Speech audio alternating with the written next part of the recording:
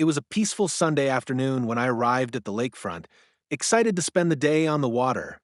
However, as I pulled into my usual spot at the dock, I was shocked to find a BMW blocking the space.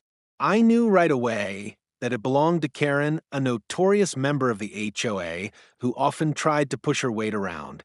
I've had issues with Karen in the past. She was the type to think rules didn't apply to her. So, when I saw her boat docked in my spot, I decided enough was enough. I quickly called the towboat company, knowing that her vehicle would have to be moved before anyone else could use the space.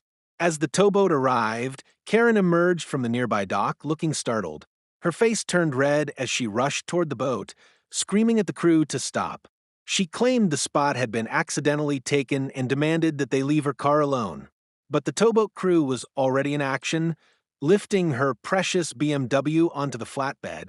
Her protests became more frantic as she shouted about the inconvenience and how she was an HOA member, clearly thinking her position should grant her some special treatment.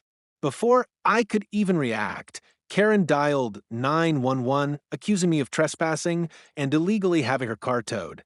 The 911 dispatcher responded calmly, listening to her rant, then informing her that the situation was under control and that the towboat was operating within legal limits.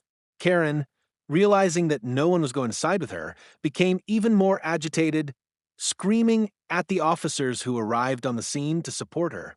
It was almost comical. Karen, who had spent so much time flexing her HOA power, was now helpless and humiliated.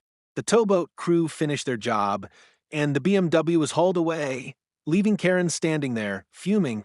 It was clear that her privileged status wasn't enough to escape the consequences of her entitled behavior. I couldn't help but smile as I finally docked my boat in the space that was rightfully mine, feeling a small victory over her.